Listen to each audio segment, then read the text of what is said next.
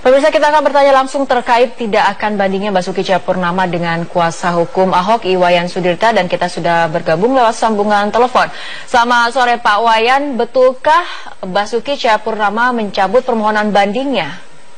Ya benar, dua-duanya benar. Yang satu benar bahwa tadi sudah menyerahkan memori banding sekitar 2:30 sampai di sana, lalu 3:30 selesai administrasi.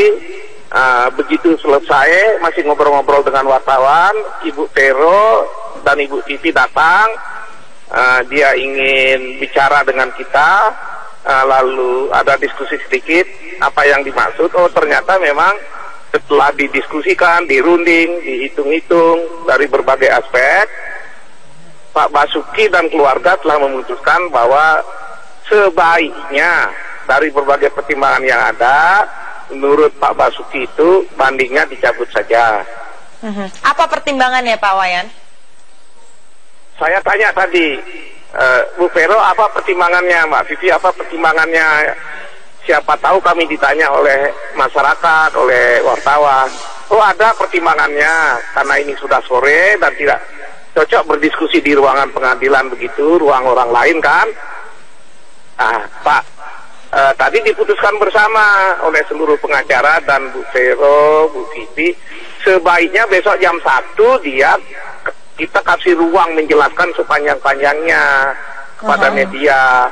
Besok kita di wilayah Cikini kita akan menjelaskan itu. Kenapa banding ini dicabut? Itu akan dijelaskan secara panjang lebar sehingga tidak ada pertanyaan-pertanyaan yang masih mengganjal begitu. Oke, Pak Wayan, apakah kemudian keputusan pencabutan banding ini lebih dari anggota keluarganya kemudian yang memutuskan? Dan ini kira-kira apakah baru diputuskan hari ini atau sebelumnya sudah pernah berkonsultasi dengan kuasa hukum bagaimana konsekuensi ketika banding kemudian dicabut atau harus diteruskan? Diskusi dari berbagai kemungkinan terus-menerus dilakukan. Tapi pencabutan baru tadi sekitar 3:30 kami dengar. Tim kuasa hukum kaget nggak Pak? Ya. Tim kuasa hukum sendiri kaget nggak ketika Bu Vero dan keluarga ini memutuskan untuk mencabut bandingnya? Kalau kami kan hadir berempat, nggak tahu teman-teman, tapi kan mereka pada serius mendengarkan, lebih pada soal serius mendengarkan, lebih pada bagaimana kami harus mendukung keputusan klien. Jadi kita tidak sempat berbicara kaget apa tidak kaget. Tapi kalau normal tentu kami yang baru saja menyerahkan memori banding lalu mencabut, kalaupun tidak kaget ya sedikit kaget ada. Karena baru saja kami serahkan. Tapi kan sekali lagi kita di sana kan untuk membantu bagaimana Pak Basuki menghadapi problem hukum, untuk membantu bagaimana Pak Basuki menghadapi tekanan-tekanan politik, bagaimana Pak Basuki menghadapi tekanan demo dan sebagainya. Kita sudah siap membantu, bukan menjadi beban, tapi kalau bisa meringankan beban Pak Basuki. Nah, begitu dinyatakan cabut bandingnya, ya kita dukung dengan sepenuh hati, kita dukung. Oke, Pak Wayan, tapi apakah suasana dari politik ataupun suasana dari pendukung, adanya aksi demonstrasi seperti itu, pernah tidak kemudian keluarga merasa ini menjadi tekanan ataupun ini menjadi alasan untuk kemudian tidak memperpanjang masalah, kemudian hingga mencabut permohonan banding? Pak Basuki itu positif pikirannya ya. Satu, percaya pada Tuhan. Kedua, ingin mengabdi, melayani masyarakat. Ketiga, ingin mencintai NKRI, Bhinneka Tunggal Ika sepenuh hati. Nah, yang keempat yang menarik, dia sangat simpati pada para pendukung. Saking simpatinya, kalau ada kemungkinan ada risiko melanggar aturan, pasti dia peringatkan. Walaupun itu misalnya kadang-kadang merasa terpaksa harus dilakukan. Kalau perlu dia melakukan himbauan, tolong jangan ada demo di Makobrimob. Betapapun dia menghargai aspirasi masyarakat, tapi dia harus katakan itu. Tapi kalau mengirim bunga misalnya berbeda. Dengan kata lain, apapun yang menjadi keluh kesah aspirasi dari masyarakat itu dia pikirkan, tidak dia buang begitu saja. Oleh karena itu, besok dan juga pada hari-hari berikutnya, Pak Basuki tidak akan berhenti meyakinkan bahwa pendukungnya itu tidak perlu kecewa. Ini sebuah proses yang harus dilalui, dan putusan ini harus diambil. Putusan ini terbaik di antara keadaan yang sangat buruk. Sekali lagi Pak Wayan, buruk sekalipun kita harus wajib memilih pilihan yang paling baik. Pilihan yang paling baik buat Pak Basuki dan buat keluarganya, buat bangsa ini, ya ini. Oke, Pak Wayan, sekali lagi kita ingin mengkonfirmasi bahwa sudah betul, berarti sudah Pak Basuki Cahayapurnama, keluarganya dalam hal ini mencabut untuk banding, begitu ya? Sudah pasti. Ini pikiran dan keputusan Pak Basuki, didukung keluarga, didukung penasihat hukum. Kita berharap betapapun masyarakat pendukung merasa terkejut, merasa sedih, merasa betul. Ya mari kita dengan jiwa besar kita hadapi ini. Baik. Cobaan tidak akan berakhir kalau kita hadapi dengan kesedihan. Cobaan akan berakhir kalau kita hadapi dengan jiwa besar. Baik. Iwayan Sudiarta, kuasa hukum Basuki Cahayapurnama, terima kasih atas waktunya bersama kami. Terima kasih, Pak.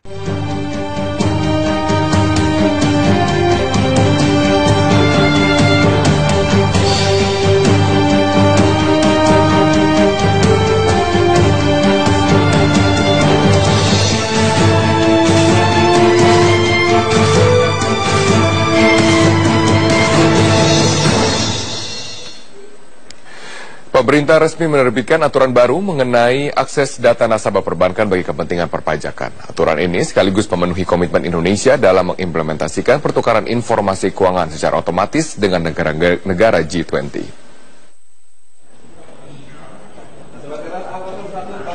Era keterbukaan data perbankan untuk kepentingan perpajakan telah dimulai. Pemerintah telah resmi menerbitkan peraturan pemerintah pengganti Undang-Undang Perpu Nomor 1 Tahun 2017 mengenai akses data nasabah perbankan bagi kepentingan perpajakan. Dengan diterbitkannya Perpu ini, Ditjen Pajak memiliki kewenangan untuk menerima dan memperoleh informasi data keuangan nasabah perbankan. Penerbitan Perpu ini sekaligus memenuhi komitmen Indonesia yang telah mengikat diri pada perjanjian internasional di bidang perpajakan dalam mengimplementasikan pertukaran informasi keuangan secara otomatis atau Automatic Exchange of Information. Perpu itu dalam rangka internasional, juga dalam rangka kita di sini. Jadi saya kira tidak perlu kaget. Memang seluruh dunia nanti akan membuka diri terhadap itu. Dan itu sudah saya sampaikan berkali-kali. Hati-hati bahwa tahun 2018 semuanya nanti akan bisa terbuka. Tetapi ingat bahwa itu hanya dipakai untuk kepentingan yang memang diperlukan, terus tidak buka-bukaan juga tidak. Ketua Asosiasi Pengusaha Indonesia Haryadi Sukamdhani mengatakan komitmen mayoritas pengusaha besar yang patuh pajak menyetujui diberlakukannya Perpu ini. Haryadi juga mengakui keterbukaan data perbankan dapat menjadi ujian bagi pengusaha yang tidak patuh pajak. Saya rasa mayoritas tentunya mestinya tidak keberatan ya kalau kemarin sudah selesai mengikuti pengampunan pajak, kan sudah melaporkan semua data dan sebagainya. Menurut pandangan kami harusnya tidak menjadi isu. Memang ini menjadi masalah apabila ada para pihak yang memang tidak melaporkan dengan benar. Sementara Wakil Ketua Kamar Dagang Indonesia bidang perbankan Sigit Pramono meyakini Perpu ini dapat menjadi jalan pintas untuk percepatan reformasi perpajakan. Ya, persoalannya yang ideal memang harus merubah undang-undang perbankan. Sedang undang-undang perbankan ini sudah lama dibahas tapi belum juga disahkan di DPR, sehingga memang dapat dimengerti kalau kemudian pemerintah melakukan jalan pintas dengan menerbitkan peraturan pemerintah pengganti undang-undang. Penerbitan Perpu ini diharapkan dapat meningkatkan kepatuhan wajib pajak. Pemerintah mengaku telah berkoordinasi dengan DPR jika nantinya Perpu ini akan berubah menjadi undang-undang. Pemerintah pun optimistis DPR akan menyetujui Perpu ini menjadi undang-undang. Tim Liputan Metro TV. Setelah keluarnya Perpu nomor 1 tahun 2017, maka Ditjen Pajak tidak perlu lagi untuk meminta izin dari Menteri Keuangan dan Bank Indonesia untuk mengakses data nasabah perbankan, pasar modal, asuransi, dan juga lembaga jasa keuangan lainnya. Perpu tersebut juga mencantumkan sanksi bagi lembaga keuangan ataupun nasabah yang tidak mau bekerja sama. Namun kewenangannya begitu besar, jangan sampai diselewengkan oleh oknum Ditjen Pajak untuk mengakses data yang tidak perlu. Untuk pembahasnya, sudah hadir bersama dengan saya peneliti dari Institute for Development of Economic and Finance, Mas Bima Yudhistira. Selamat siang, Mas Bima. Selamat siang. Ya, Mas Bima, sebenarnya apa dampak bagi para nasabah dengan adanya Perpu ini?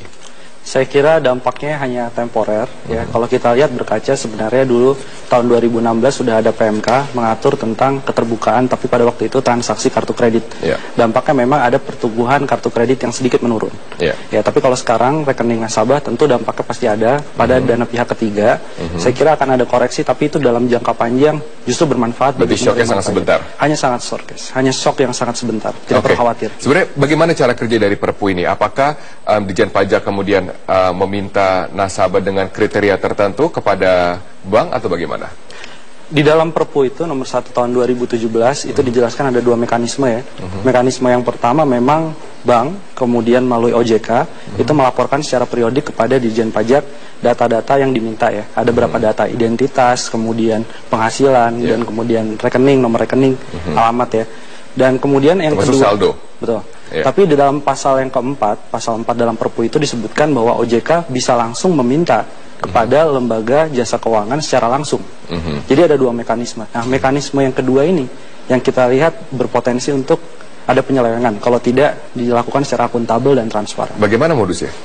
Salah satunya begini, kalau langsung meminta kepada lembaga jasa keuangan, maka bisa jadi ada pegawai pajak yang misalkan nakal, gitu, bisa melihat nomor rekening, besaran jumlahnya, kemudian dia bisa melakukan kasarnya ya, seperti pemerasan di belakang meja, seperti itu bisa saja terjadi. Jadi ada moral hazard yang harus kita antisipasi. Makanya titik tekannya ada pada aturan turunan dari Perpu nanti, entah PP ataupun PMK, yang jelas ada mekanisme yang mengatur sanksi tegas bagi pegawai pajak yang main-main dengan keterbukaan ini. Toh masyarakat kan sebenarnya sudah menerima. Oke, bagaimana sebenarnya yang ideal? Apakah perlu ada OJK di bagian tengah untuk menjembatani antara perbankan dan juga Ditjen Pajak? Ya, saya kira mekanisme yang paling ideal gitu ya. Walaupun menyambut 2018 nanti, salah satunya memang harus ada pihak intermediari yaitu OJK. Artinya Ditjen Pajak meminta, dan tidak semuanya, hanya spesifik yang terindikasi melakukan penyelewengan pajak, tidak ikut tax amnesty, kemudian diduga ada hal-hal yang mencurigakan lainnya, dia bisa meminta kepada OJK, OJK baru bisa menunjuk lembaga keuangan tersebut, dan ada Perpu itu, ada sanksinya bagi lembaga keuangan yang mangkir. Artinya prosedurnya harus seperti itu. Oke, berarti kalau seperti itu maka ini tidak akan berdampak pada Ditjen Pajak yang mempunyai akses langsung, karena Perpu ini dibuat agar Ditjen Pajak tidak perlu lagi meminta izin dari Gubernur Bank Indonesia dan juga Menteri Keuangan. Tapi sekarang dengan formasi yang Anda katakan ideal, maka perlu izin lagi dari OJK. Ya, jadi maksudnya tadi, jadi boleh saja sebenarnya, tapi tetap harus ada pengawasan, dan nanti akan didetailkan kepada PMK maupun PP yang akan dibuat setelah ada Perpu ini. Harus ada pengawasan seperti itu, kalau enggak nanti akan menimbulkan kekhawatiran. Bukan bagaimana misalkan kita lihat ada banyak kasus ya pemerasan atas nama pajak gitu ya. Ada oknum, saya sebutkan oknum-oknum yang memang nakal dalam permainan pajak. Kita harus mengantisipasi itu. Kalaupun nanti mekanisme yang kedua berdasarkan pasal 4 itu tanpa adanya OJK, makanya kita sarankan, kita rekomendasikan harus ada aturan turunan sanksinya sangat-sangat berat, sehingga tidak ada lagi penyelewengan data digunakan untuk kepentingan pribadi pegawai pajak yang nakal. Oke, dengan sekarang kombinasi antara Ditjen Pajak dan juga perbankan, sebenarnya sistemnya apakah dari perbankan melaporkan kepada Ditjen Pajak, apakah dari Ditjen Pajak melaporkan kepada perbankan dari wajib pajak yang bermasalah atau dari nasabah yang bermasalah? Ya, saya kira kalau tadi untuk mekanisme yang pertama memang dari lembaga keuangan secara periodik ya, itu ada waktunya, secara periodik memang harus melaporkan data-data yang diminta seperti dalam Perpu, itu diminta diberikan kepada OJK, baru kemudian diberikan kepada Ditjen Pajak. Mekanismenya seperti itu. Oke, berarti dari nasabah bermasalah, semua muaranya adalah nasabah bermasalah, kemudian akan dilaporkan kepada Ditjen Pajak, bukan dari wajib pajak yang bermasalah kemudian ke nasabah? Ya, harusnya. Jadi jangan sampai ini berlaku semuanya gitu, bisa terlihat transparan kan. Kalau ada problem di situ baru diselidiki. Kalau tidak nanti masyarakat yang sudah ikut tax amnesty terutama ini akan sedikit traumatis juga. Saya sudah ikut tax amnesty, kenapa saya masih dilakukan penyidikan juga? Nah ini ada ketidakfairan kalau memang seperti itu. Iya. Jadi apa saja kriteria yang harusnya dipenuhi untuk dapat membuka sebuah data perbankan nasabah? Iya, kalau kita lihat yang pertama, sekarang sudah ada tax amnesty, kemarin baru saja berakhir. Artinya wajib pajak yang tidak ikut tax amnesty, yang masih banyak itu jumlahnya, itu memang harus dilakukan penyidikan. Apakah SPT-nya juga rutin? Jadi gitu prioritas. Ya. Itu jadi prioritas penyidikan. Yang sudah ikut tax amnesty lebih baik jangan diutak-atik lagi. Oke. Lalu bagaimana dengan dampak terhadap dunia perbankan secara keseluruhan dengan adanya Perpu ini? Ya, saya bilang tadi bahwa dampak kepada dunia perbankan, kita lihat ada dana pihak ketiga, memang pertumbuhannya akan sedikit terkoreksi, tapi hanya dalam jangka waktu yang sangat pendek. Ini di banyak negara case-nya seperti itu, hanya pada waktu pertama, banyak nasabah yang mengira bahwa data saya menjadi transparan, gitu ya.